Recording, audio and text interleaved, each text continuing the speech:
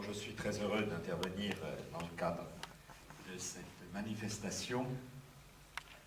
Donc on m'a demandé de présenter un ouvrage. Personnellement je suis un économiste, donc j'ai surtout écrit sur l'économie internationale, l'économie politique internationale, l'économie du développement et sur l'Afrique, pas mal de bouquins sur l'Afrique. Et donc j'ai écrit un ouvrage, je pense que c'est de celui-là dont il s'agit, de géopolitique de l'Afrique, qui est sorti chez Armand Collin. Et puis il y en a un beaucoup plus gros qui est sorti également chez Armand Collin, mais dans une collection qui s'appelle CEDES, qui dépend d'Armand Collin. Donc quel est l'objet? C'est d'essayer de voir que c'est une présentation donc très générale, hein, c'est un petit bouquin de 128 pages, donc c'est quand même très court et peut-être un peu dense. Pour montrer d'abord que l'Afrique, elle est à la fois une politiquement, mais qu'elle est extrêmement contrastée, qu'elle est plurielle, et dès qu'on traite de l'Afrique, il faut la mettre au pluriel, parce que ce qu'on vient de voir au Mali, bien entendu, ça correspond à un village qui se trouve le long du Niger, dans la zone sahélienne, près de Bamako, et donc on est dans un contexte particulier d'un pays enclavé parmi les plus pauvres. Ça a été dit, les pays très endettés, les PPTE s'y appliquent, et on voit bien que l'Afrique est extraordinairement contrastée, donc il faut savoir d'où on parle, est-ce qu'on parle de l'Afrique en général ou des Afriques contrastées. Donc c'est un peu présenter cela, mettre en perspective un peu historique, parce que je crois qu'on comprend l'Afrique en la replaçant dans son historicité, qui est très ancienne, bien entendu, et notamment au Mali, il y a eu des empires, etc., qui ont joué historiquement. C'est essayer également de voir un certain nombre d'enjeux majeurs qui se posent aujourd'hui. Il y a des enjeux sécuritaires, le Mali n'y échappe pas par rapport à ce qui se joue dans la zone du Nord, avec soit les mouvements Touareg, soit même des ramifications de Hakmi dont toute la presse a parlé. Il y a des enjeux environnementaux qui sont des enjeux absolument majeurs en termes de maîtrise de l'eau. Là, on l'a vu à propos du fleuve du Niger. Il y a des enjeux qui sont liés au changement climatique, qui sont liés à un certain nombre de facteurs de déboisement, etc. Il y a d'autres types d'enjeux. Il y a les enjeux démographiques. On reviendra peut-être dessus. Il y a des pays qui, dans la plupart des pays africains, il y a eu un début important de transition démographique, de baisse de la fécondité, mais il y a un certain nombre de pays, dont le Mali, où ce processus n'est tout juste enclenché, comme la plupart des pays sahéliens, que ce soit le Tchad, que ce soit le Niger, ou que ce soit jusqu'à la Corne de l'Afrique, la Somalie. Et donc, on a également des enjeux particuliers qui sont liés à des facteurs démographiques. Enfin, dans cet ouvrage, j'essaye de voir un peu quelles sont les perspectives, les scénarios possibles, et en quoi il y a aujourd'hui un reclassement géopolitique de l'Afrique, parce que on reviendra peut-être sur ces questions. L'Afrique est très convoitée pour ses ressources naturelles. Le Mali est très convoité aujourd'hui pour ses terres. Il y a 100 000 hectares qui ont été repris, notamment par les Libyens, avec une opération chinoise. Le Mali est très convoité également pour ses mines. Aujourd'hui, l'or, c'est 70% des exportations du Mali, donc ça a largement dépassé le coton. Elle est également convoitée pour ses autres mines, pour son pétrole. Elle est convoitée pour un certain nombre de produits du sol ou du sous-sol. Et il y a de plus en plus de partenaires différenciés, et donc je ne retiens qu'un chiffre sur lequel on reviendra. Il faut savoir qu'aujourd'hui, les partenaires commerciaux et financiers de l'Afrique sont pour la moitié des pays qu'on appelle du Sud, c'est-à-dire des pays émergents, qui sont des pays en partie africains moins, il y a l'Afrique du Sud qui est présente, mais qui sont également les pays comme la Chine, comme l'Inde, comme les pays pétroliers, comme l'Iran, comme les pays arabes. Et donc on a aujourd'hui une diversification des partenaires. Donc cet ouvrage cherche aussi à voir en quoi l'Afrique diversifie également ses partenaires. Merci Vincent.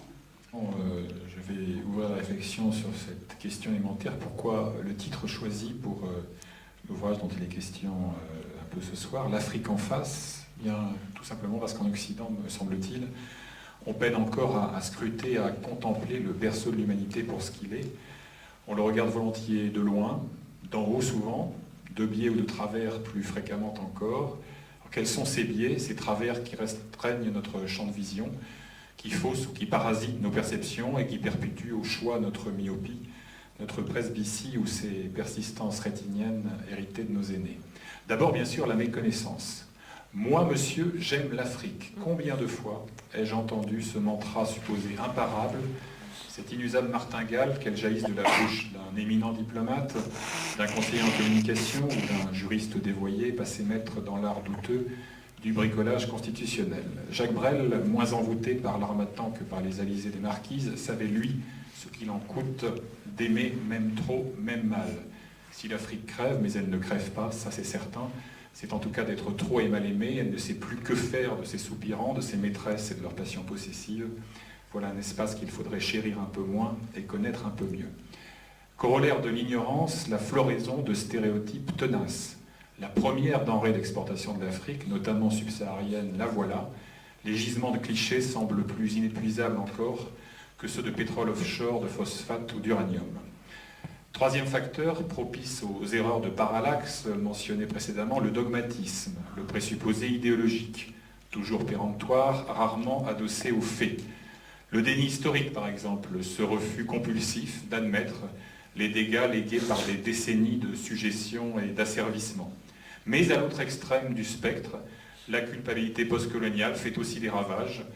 Elle tétanise, elle vitrifie la réflexion, elle tue dans l'œuf toute riposte à la logomachie néo-populiste, puisque tout est la faute des Blancs, à quoi bon corriger nos errements? Chacun dans son genre, l'Ivoirien Gbagbo, le Sénégalais Abdoulaye Wade ou le Soudanais Omar el-Béchir joue avec plus ou moins d'habileté de cette névrose.